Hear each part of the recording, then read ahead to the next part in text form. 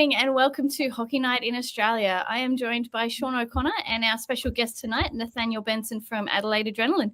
Good evening, gentlemen. How are you both? Good. Yeah. Well, we have so much to chat about, and in particular, just Adelaide's run home for finals. So I'm going to get straight into it. And we couldn't make it last week, so I just want to shout out to the people that commented on our socials, just wishing us best. We are back and mostly healthy, so thank you for those comments. So I'd love to jump into the round 15 results because we did miss that 2 weeks ago, and super relevant to our guest tonight. Nathaniel, let's just jump straight into the games at home against the Lightning. How did that feel? I mean, it's exactly what we needed, right? Like they beat us at home, so for us to sort of go there and take the 2 wins, especially at this point of the year, I mean, it was a really do or die type of weekend for us. So really, really happy with how everyone stepped up, and I think this Saturday game felt like where we sort of tilted in that favor of just really controlling it, because it was such a tight game, it being 4-3 and us coming back late after being down. So I think the Saturday game really sort of told the proper story of where we're at as a team and what we're sort of working towards. Yeah, well, I mean, even the weekend before against the Mustangs, you guys split that weekend and did really well. Could have won that Sunday as well. That sort of heartbreak, 11 seconds to go, goal by Brody Lindell, kind of ruined the weekend in a bit. But you followed that up with a great away weekend up in Brisbane. Like, not too many teams have gone up to Brisbane and grabbed 2 wins.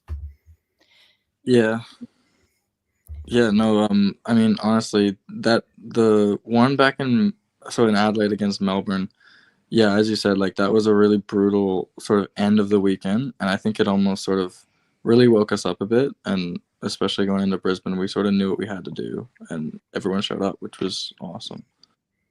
How did you find being in their home rink with their home crowd? Like, did it fire you guys up a bit? Like, it felt like you had control over the games, and yeah, just wondering how does it feel when you get those wins against the opposition's home crowd? Yeah, I mean, I think like I haven't played too much in Brisbane in a couple of years, but I know that like in the past they have some pretty crazy fans, like in a really good way. And usually when you're at home, like, you love that and you really can sort of feed off that. But it was pretty nice when obviously we were leading. I think most of the weekend we were in the lead. So there wasn't too much, like, it was nice to sort of have them silenced a bit during those, like, halfway through the games and whatnot. But yeah, it sort of is obviously a roller coaster when we were up and then down and then up again. So it was crazy. It's kind of a good metaphor for your entire season, a bit down and then up and then down again and then up again. I did catch you guys when you came to Canberra and how much you guys silenced the crowd in that game when you beat the Brave in Canberra at the AIS Arena. It's very unique, I guess, to our sport when the opposition scores and there's just no sound, because we're so used to so much sound in our arenas. Yeah, and that was that was one of the coolest experiences, like, opening that arena too, and like it being the first time that they had it all sort of set up. It was really, really cool to be part of it, and for us to get the win on the Saturday was awesome. So yeah. So one thing about round 15 was that the results really, to me, reflected a lot of impact on the standings. So for your team to be beating the Lightning, it kept them down in that bottom of the top 6. North Stars beat the Mustangs, so it's keeping those points within reach for Adelaide. So how much attention are you paying as a team, or are you just focused game to game? I think right now it's pretty game to game. I think, like, when you sort of sometimes, like, someone will say, like, if this happens and whatnot, you're in this position. But I think especially when you're trying to just get there first, you sort of just have to put yourself in that, like, you got to focus on not even just like this one game, but this first period, this second period, and like sort of go in those stages. I feel like if you think too far ahead, especially like 6 games or 8 games ahead, you're not really I don't know. I feel like for us especially, the best hockey we've played is when we're just like in the moment, and especially as a team. So Yeah, yeah. I love that. Has it been hard, Nathaniel, adjusting to Jade leaving the team, for instance? Because obviously he was a new coach coming in this year. He started playing when you guys didn't have your full import roster, and then moved behind the bench. That's quite a bit of change in one season. How's that been for the team?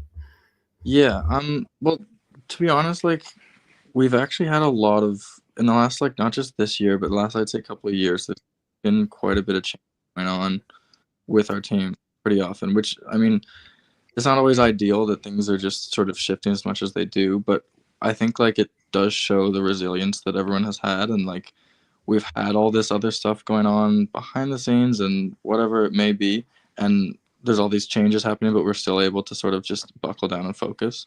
And I think that was like the main message that we had to ourselves when things did change for, I think it was that Melbourne weekend. We were all just like, well, like we just gotta really just focus on the one game and start there and just start building like step by step.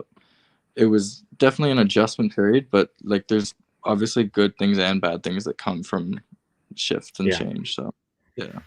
Yeah, I think you've seemed to have really risen to that challenge of getting the best out of a situation where there is quite a bit of change. So yeah, the whole group should be very proud of that. Yeah. We have a couple of really good comments and some questions rolling in. Anthony Russell, banners on the wall. He's I believe from the UK. He tunes in each week and comments. And look, I can't disagree.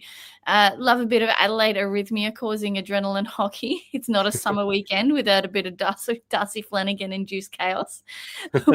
What's Darcy like as a teammate? Because look, for me, as watching through like North Star's eyes.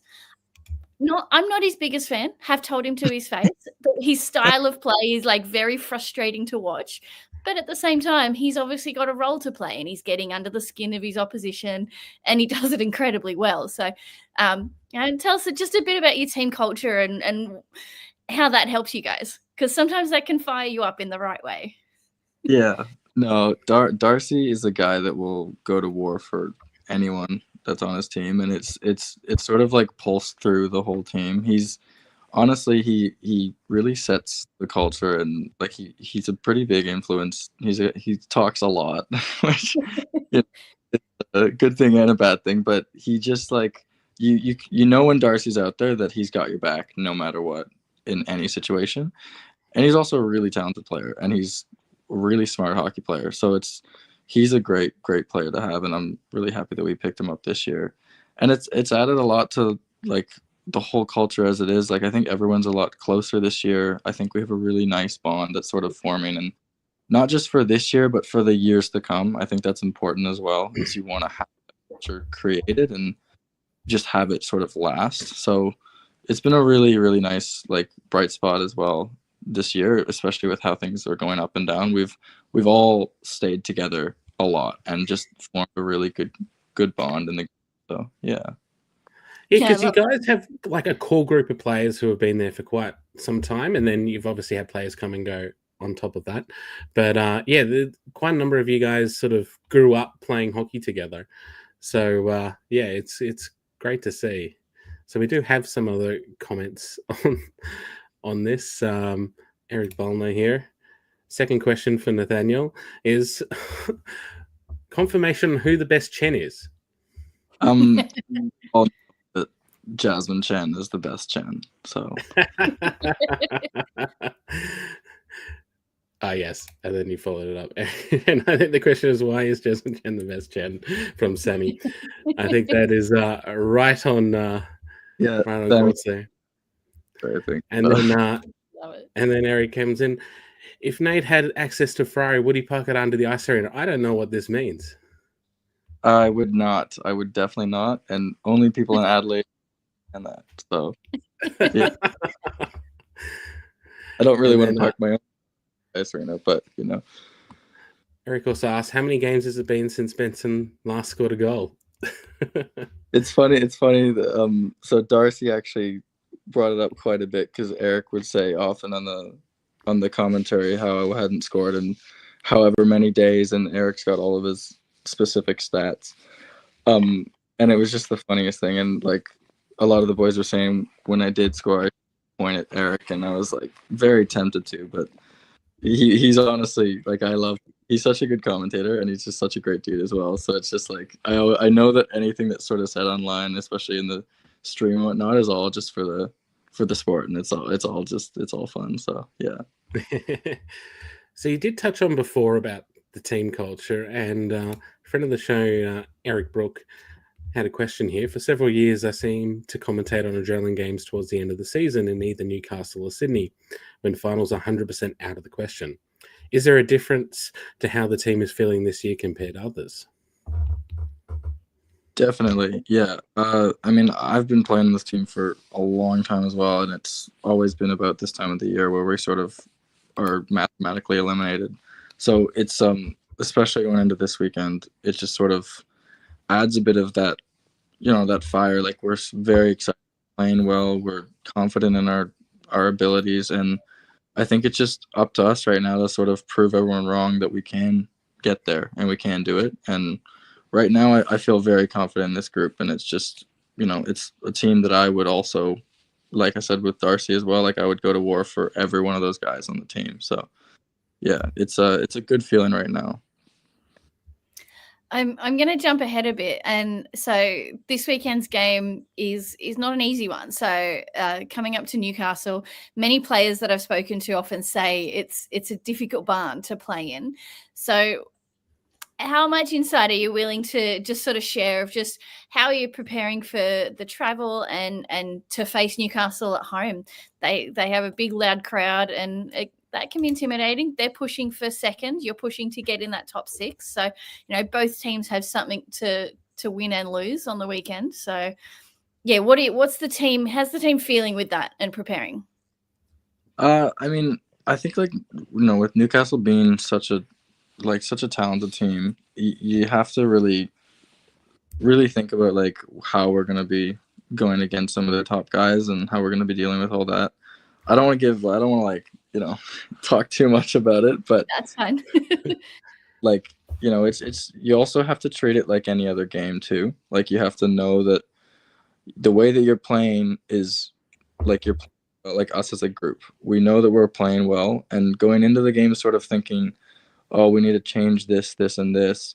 I don't think that benefits or helps anyone. I think if we just sort of stick to what we are doing and just like not really make the game about what Newcastle is doing, and rather just we know what we're gonna do and we're gonna do this, and sort of leave it more for them to be a reactive to us instead of the other way around. Yeah.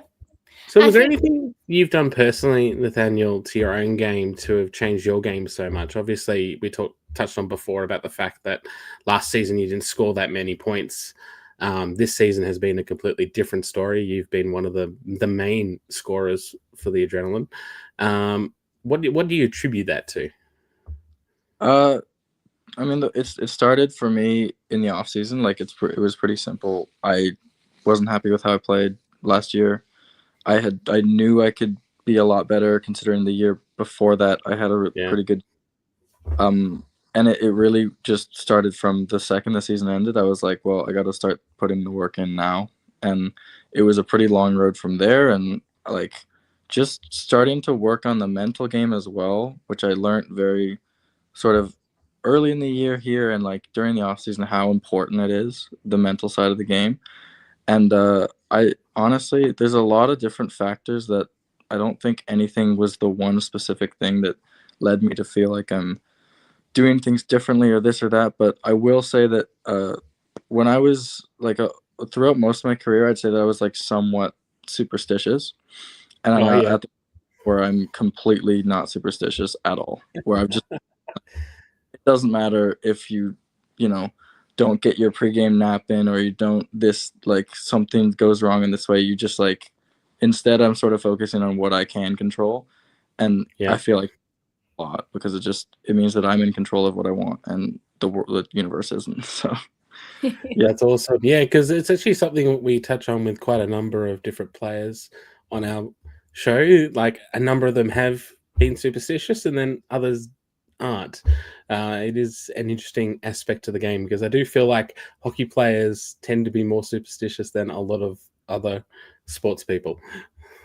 Yeah, well, and I think like especially like what I sort of learned with the mental side of it is it's very much to do with a lot like confidence so much like not just like whether you have it or don't, but actual like real confidence in believing your abilities, and then like once you believe in it, also like trusting yourself when you're going and doing things, and like you're gonna make mistakes. Like that's the biggest thing that I've learned is I can't be like not doing something because I might screw up or whatnot. Like Yeah. you take the and you trust yourself, and sometimes it pays off, sometimes it doesn't, but you sort of just have to react to either way. So yeah. So Eric actually touches on this as well with his comment here.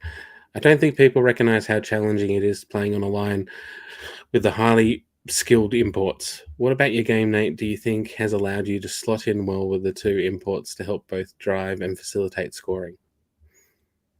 I think with ads, I've like played with him like on and off for the last like 2 years, and I always thought when he first arrived, I felt like we connected pretty well and had a lot of chemistry immediately. I think it just I think last year at least everything else that was going on, I wasn't really I don't know, I wasn't really having that proper confidence in what I could do. But this year I've sort of really just trusted my abilities, and especially with ads and Romans, who's a phenomenal center as well. It's just like them and me as well, I think has added to just us gelling really well. And I know when I'm out there, I know my role, and I'm very much we all are on the same page of what our style of plays are and what decisions that we're gonna make. I think that's really what does it. Is also like treating it as much like we're just linemen. It's not like he's an import, I'm a local player. Like we're all three, and we're friends and teammates, and it's sort of just it's hockey. So yeah. Do you feel that breathes into the team culture as well when you like?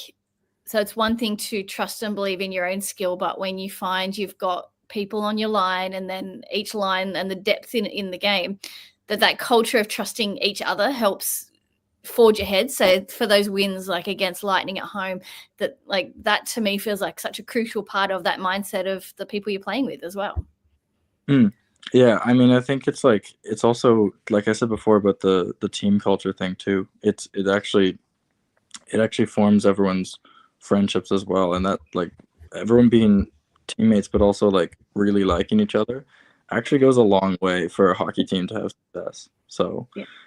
All the imports that we have, especially this year, we had some really good ones last year as well. It's just, they're all really great people, and that's what you really want around your team is people that you trust, not just on the ice, but like anywhere else in life too. So yeah.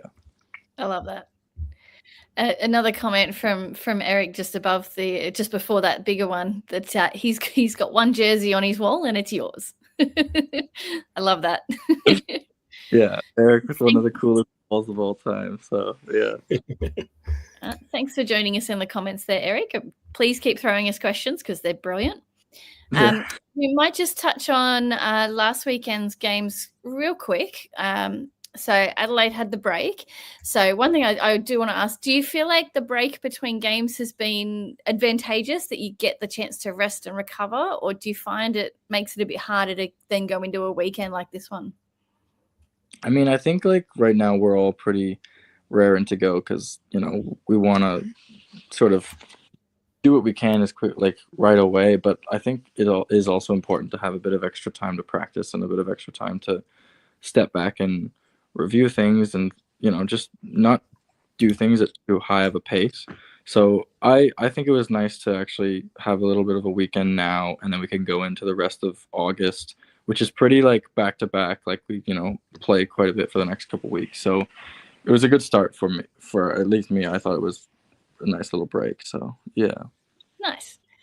So the games that stood out to me from last weekend, naturally I was very interested in the Lightning games.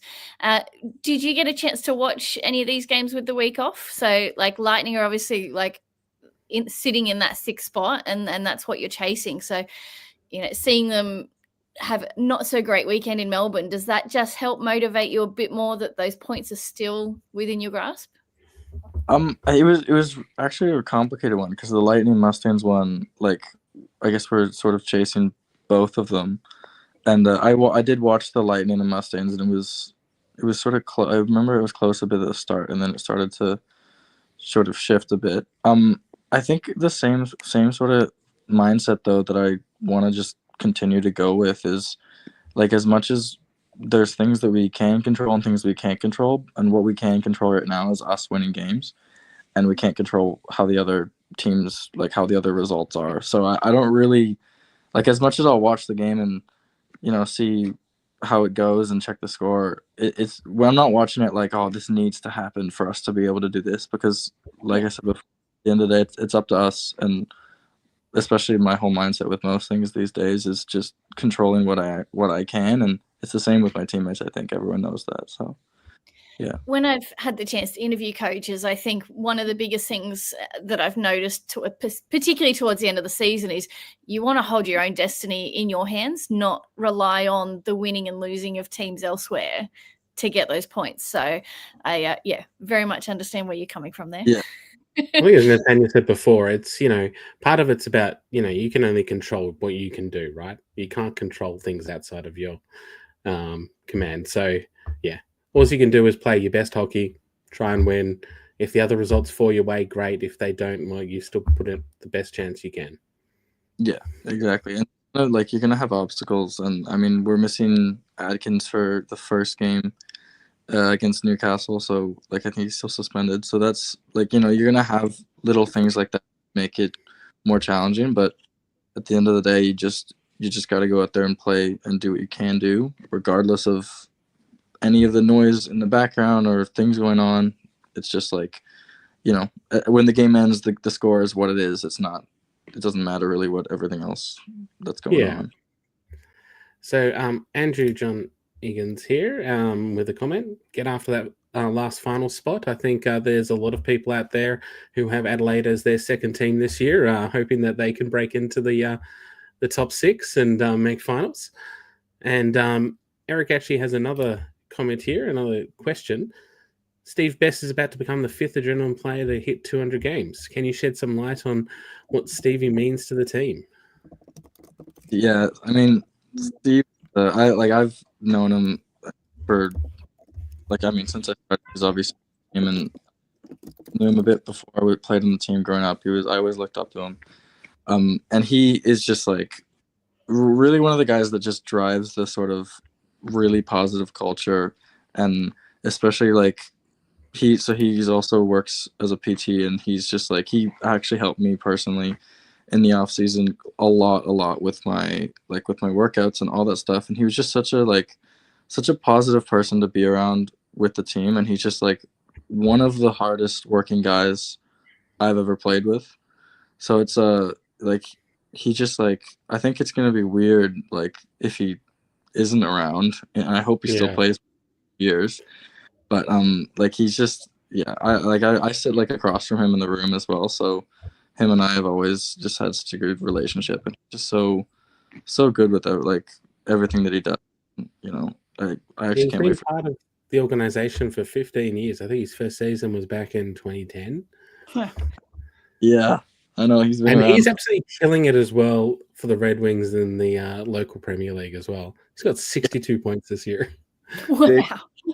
He never stopped talking about the Red Wings, even though they lose every year. But yeah. Look, speaking of scoring and points, how about we jump into our current scoring leaders? Sure.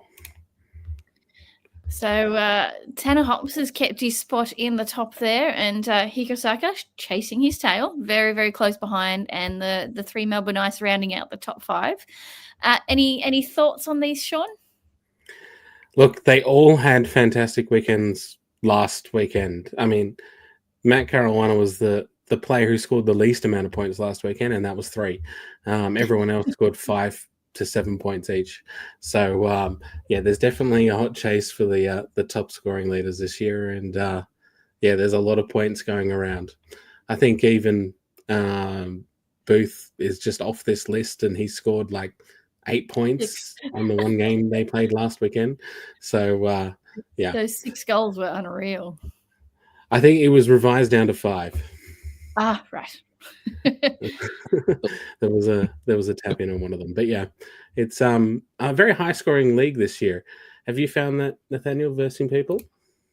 I mean, I think I don't know actually. I feel like it's been the last 3 years. I feel like the scoring has really picked up. But then there's also these like strange games where it's like one, and it's like it even like I don't know. It's really strange. Like we played Perth. I remember a couple years ago, and it was like 0-0 the whole game, and it was like Perth that was scoring more than anybody, and it was you know, one of those types of games. But it's weird. Like sometimes I think it can be really close, and it can be 3-3 or like 3-2, and then I think sometimes the game will sort of blow out of proportion when something else will happen late in the third, and then all of a sudden the score could end up being 7-3. Hockey does that. I found this with hockey in general, like the amount of times where it's like really close until like the last 5 minutes, and then it kind of just all of a sudden there's a 3-goal gap.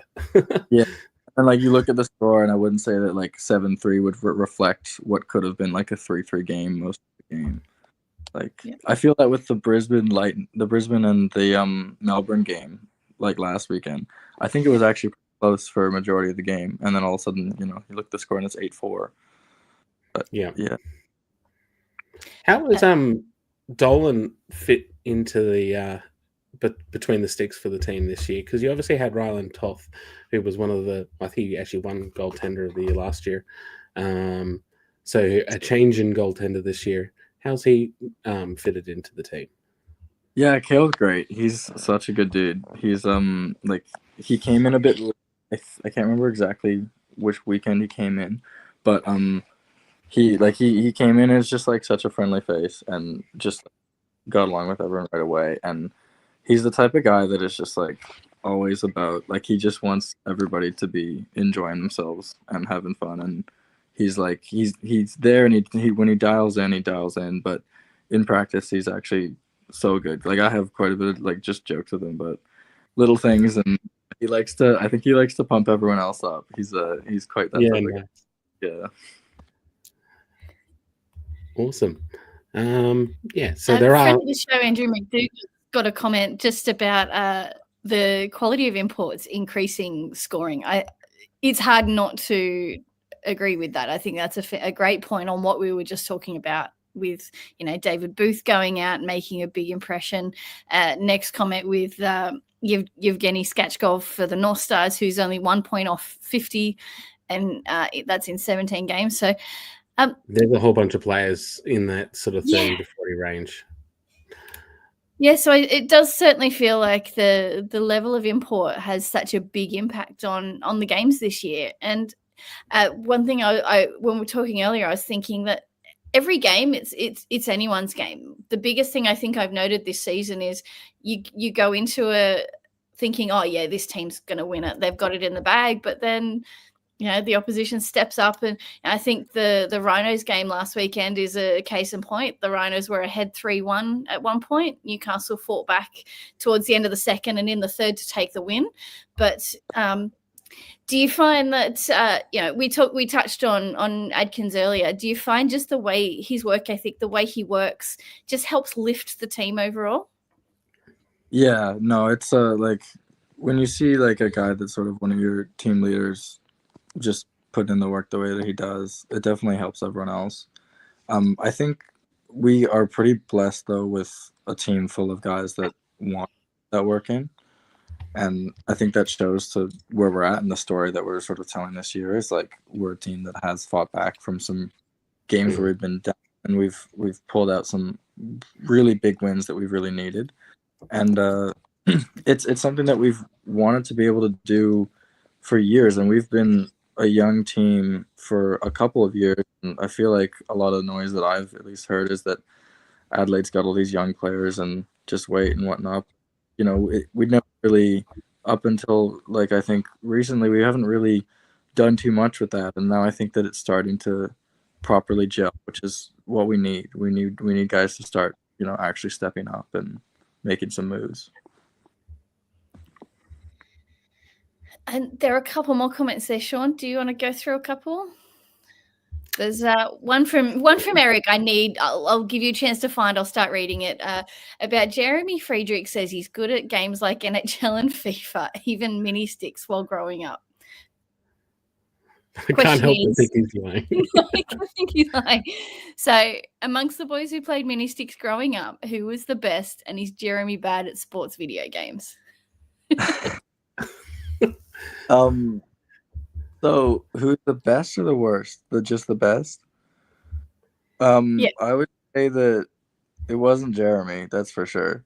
He was good. I think his brother Julian was actually probably better than him at mini sticks. He was a bit more agile. Jeremy he's like we play a lot of over the years, we've been friends forever. And we play a lot of NHL. Like we do this like a series every so often, and it usually goes 7 games, and I don't know who's sort of winning overall, but I know if Jeremy was on, he would try to tell a story about this one time he played all like retired 4th line players and won against me. So yeah, I don't want to taste too much that is gonna like come back to me, but he's all right. He's all right. Fair enough. And Anthony also asked the question. Might as well ask the big question: if you can wave your magic hockey wand and fix everything about Australian hockey, what would you fix? I think it's the access. I think the access to ice time, and that's like a really hard one to obviously fix because like what are you gonna do? Build like 12 new rinks? Like it's not really realistic. But I think for sure that's like I've played overseas as well. I've played back home. I've played in Finland. Like the ice time is what gets you the most, and not like I mean you can say that at this level, but I think especially at the ages from 5 to 14, like that's when it sort of is the most influential, and we just don't have enough ice time for especially like younger players like our team, like everybody that's trying to get to whatever level they want to get to. You gotta be on the ice a lot, and so hard. Like especially like Adelaide, similar to Canberra in a way that you only have one rink basically for the entire city, and everyone's trying to use it for all the different sports, all the different levels. It becomes real hard. Like I'm pretty sure you guys like train at like 10 o'clock at night, right? Yeah, on Tuesdays we train at 10. We train tonight at 8:30. So like both practices are decently late, and then I'm already not exactly. I don't sleep too much with a 2-year-old, but it's just like it's a whole nother level when you start the week on a Tuesday, going to sleep you get home at 12 or whatever, and then you're up at whatever time for work and life. Like it does take a toll on you, and I think that's what makes the season just so taxing. Is like it's just that every week it's very it's a lot. So yeah, ice time definitely is a big thing, especially as you say when you're growing up and learning all to skate and all that. Yeah, it's important, and we don't get enough of it here. So yeah, I think if we could all solve the facility problem in Australia, it would go a long way for ice sports, including hockey. Yeah, I think the UK also had a very similar problem too for a long time. So, yeah. Well, I think it's a great time to jump into the upcoming weekend, the fixtures, and we might launch straight into the predictions and sort of cover this weekend via predictions. Obviously, Adelaide coming to Newcastle. Brave is hosting Rhinos and Newcastle, and Adelaide going to Central Coast. So, in spite of 4 games, there's an awful lot of travel. We were discussing just before we went live with Newcastle at home, and then on the road down to Brave via the bus. So I think for the East Coast teams, we've got a bit of driving ahead of us. But for Adelaide, you guys have got to fly up and get in that zone pretty quick to come up against Newcastle. So do you as a team, do you do anything to help sort of meter, like as you just said, it's draining. There's a lot of travel there for Adelaide. So do you do anything before the game just to help get you in that space to feel good and ready to play? Well, every road trip's pretty different. Like this one, I know we fly out Saturday morning, and then obviously get there, get on the bus, and then just head straight down. Those ones are like, it's tough because you have the on one hand like if you fly out Friday, you might have to miss work or whatnot. But then the other hand, if you fly in Saturday, then you have to get there, go on a long bus trip, and then play a game the same day.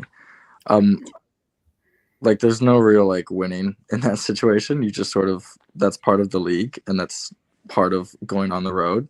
But I think that like I do love especially when you're on the plane and you're waiting for the bus and you're just around your teammates and you just get to sort of just bond with whatever you're doing. And it's we got a couple funny guys on our team, Darcy as mentioned earlier, so always a good and yeah. Excellent. Let's jump into predictions, Sean. Sure, we can do predictions. Let's bring up the first one.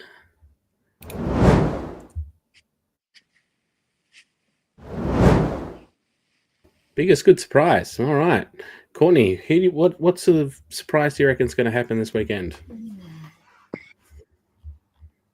I can bring back up I usually have a quick answer for this, but every game I think is going to be incredibly close. So I'm actually going to do a more generic weekend one that we're going to see a lot of close scores. So past few weeks we've had some double digits, some big gaps in the scoreline. I think the goalies are all pretty solid for all of these teams. So I think we're going to see them be solid and keep it to like a 2-3 kind of scoreline. That's fair. I must admit, I felt like I jinxed the entire season earlier on. I was talking about just how many games are going to OT and everything, and then everyone stopped having close games, and we basically had very little overtime games since then. But Nathaniel, what do you think? I would love a bunch of close games. I think it's not just exciting for the fans, but for us, like in the game, it makes it like even more intense, and it's a lot of fun to be a part of. Obviously, if we could win by 10 goals, I would say we could win by 10 goals. But I think we know we're in for a pretty hard weekend, and I think we're ready for that. So, yeah, I don't know. I feel like all like you're right. When I look at the sort of schedule here, I think all the games definitely have a chance for either team to win. So, yeah, I think it's been good. All right, my good surprise I'm going to go with is a multi-goal difference win for the Adrenaline over the North Stars on Saturday. Right. Sorry, Courtney. I like that. All right, let's bring up the next one.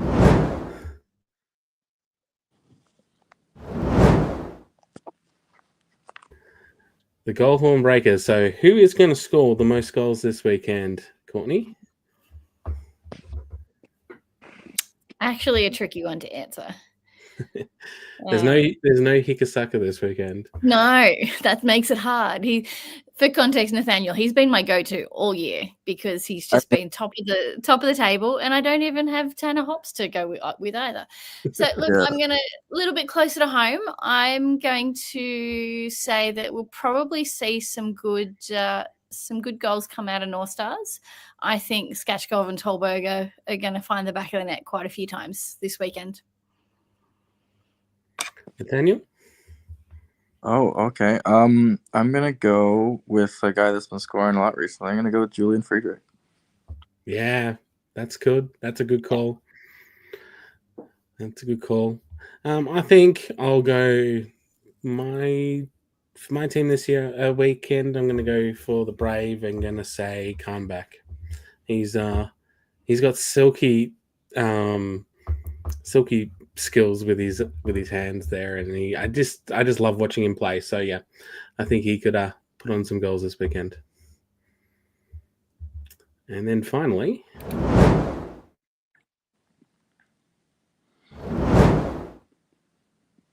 blue line defenders. Who's going to concede the least goals this weekend, Courtney? Who has predicted very low scoring games? I have, but with that, I think the tandem in Tetro and Hasselman has been unbelievable this year, and so I am going to lean towards that they will be tough. So for Rhinos Saturday, North Star Sunday, they're going to be one of the biggest challenges. Like, obviously they've got to get through the 5 players on the ice first, but when you have such elite goaltending, that can be tricky. Even Oberoi for the Rhinos, he is tough to get pucks past, and when you do, you can see the work that's gone into it. So I did see this week that obviously Alexei Toivonen got his 3,000th save over the last weekend, that milestone, and then someone commented that oh yeah, Oberoi, he does that every week. accurate. Yeah. What about you, Nathaniel? Who do you think's gonna? Oh well, I mean, I would have to go with my guy. I know that for a fact. I know he's gonna have Subway before the game as well. So that's a little piece of info for you guys. So yeah, I'm definitely gonna go with Cale Dolan. That's a good call. I'm going to go and back you as well. I'm going to say Adelaide this weekend. I think I think they're going to have a very good defensive weekend and not ship too many goals. So that's my prediction. Excellent. So we had a couple of other little topics to touch on. So one being the free game of the week has been announced as being the North Stars versus Brave on Sunday. So share it with your friends. Let them know AIHL.tv if you have wanted them to see a game. This is another week where they can tune in for free. And look, I've heard some good things about numbers, that they're getting some good numbers of people watching, and hopefully more new people joining the ice hockey craze. I feel like you watch one game, you're hooked, because that definitely happened to me, and 10 years later, here I am on a hockey podcast.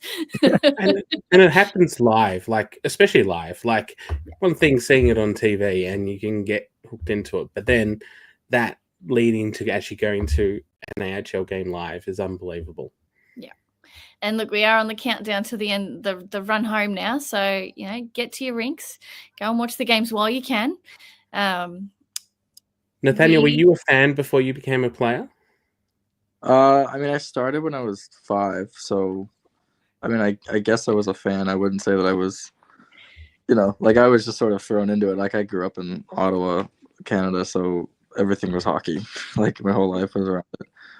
You were born a hockey player, basically? Yeah, I had to.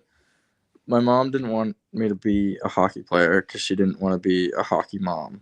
So she didn't want to go, whatever time it was on Sunday mornings and whatnot.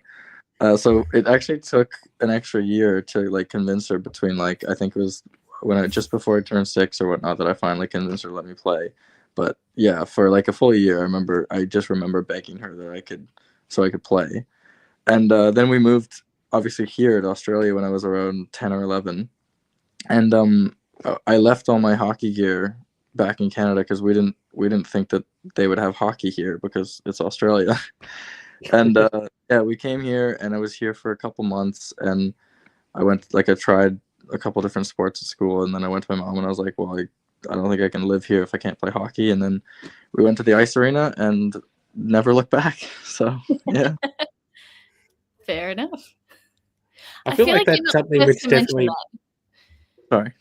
I feel like you're not the first to say that they have come over to Australia, not realizing we had rinks, and then discovering we did, and have stayed.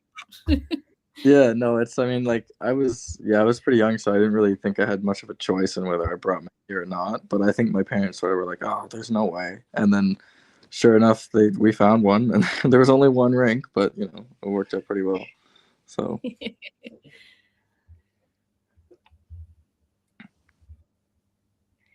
Awesome. So shall we move on to a couple of other things? I did want to touch on a big milestone from the weekend. Yes. Liam Webster, he became the all-time appearance record holder for the AIHL, overtaking Greg Odie from Adelaide. 384 games in the league. It's obviously a big number, but I mean, what a guy. to get to that many games. He's been around since it started. So, yeah. That's a phenomenal number. Not too many players get to that sort of games, especially in the league where, most seasons you have, 28 games for most of them, if not less. So it's a long commitment, and it's actually really impressive. He's one of the greats. I haven't met him too much personally off the ice, but I've played against him quite a bit, and he's just, he's one of those guys that is just born and made to play hockey, and he's tough.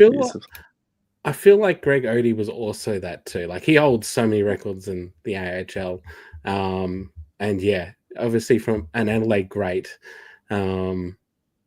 It's amazing these players can sort of reach these levels. Yeah, and honestly, I think if Greg could, Greg would still be playing. He loved it. He really did. And I played with him for about 2 years, and he was just he was sort of older when I played with him, and even then he just loved every second of it, and just very much just driven to just win. And that type of guy. So it was really good to actually learn from a bunch of those older guys that I played with when I first started, and just not just on ice hockey stuff, but just the type of person that you want to be, the type of teammate you want to be. It was really important for me then, and I feel like I sort of still take it now into what I do these days. And I do want to give a bit of a shout out to Greg as well. He's also helping me with my little project to try and track down a lot of information from the very first 3 seasons of the AIHL, 2000, 2001, 2002. So I think he's going through boxes of old Adelaide Avalanche stuff to see what he can find for me. That's fantastic. So I'm hoping we get some photos, we get some stats, we get some game results. That'll be pretty cool.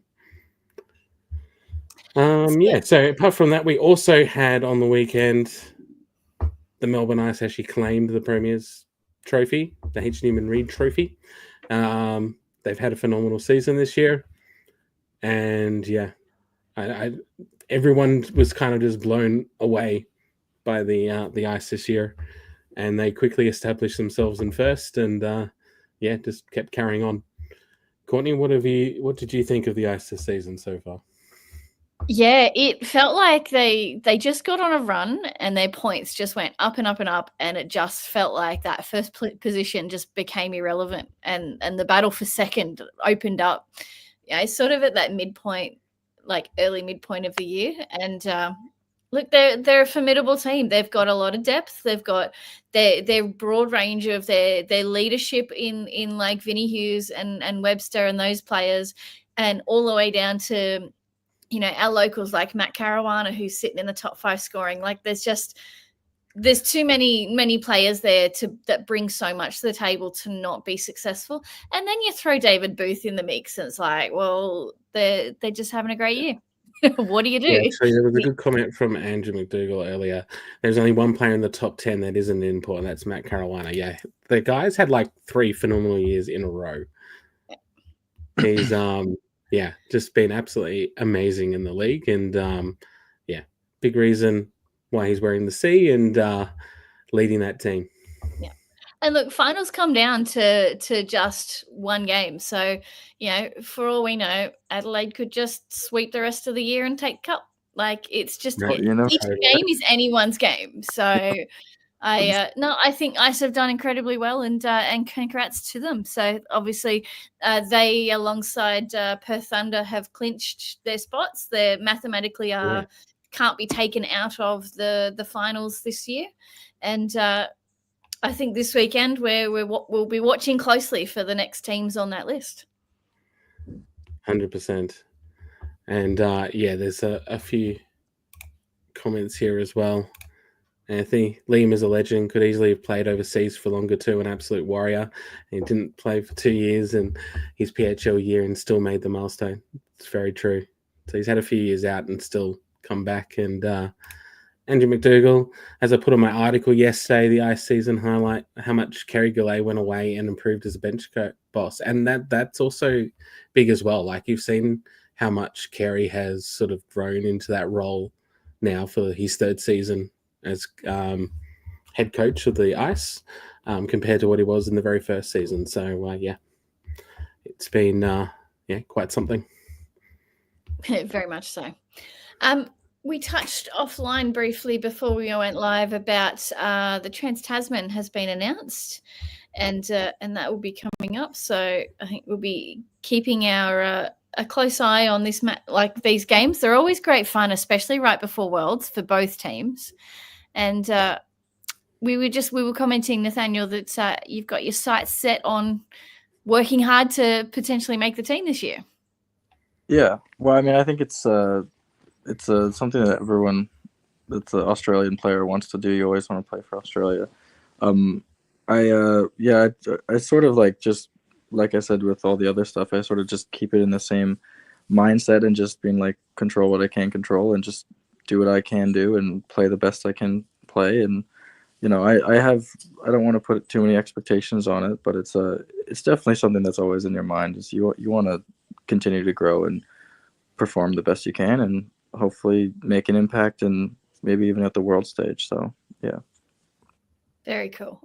I'm excited to see it returning again. I think it's as I said, I think it's a great matchup for both teams to get that pre time before heading over to face the world stage, and great for all of our local people, like fans, being able to get out and watch and support them and show that we're behind them. So very, very cool.